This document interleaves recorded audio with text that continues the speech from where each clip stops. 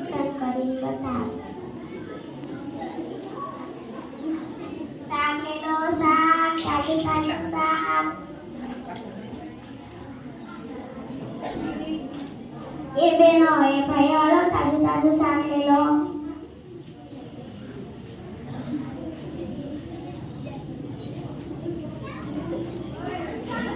શાકમાં શું છે?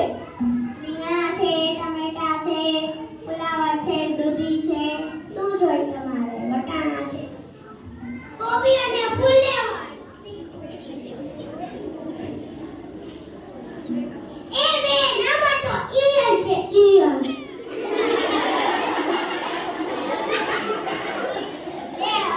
એમાં શું ઓલી તમે મેગી માનીને ખાઈ જવાની, એમાં થોડા હાડકા હોય.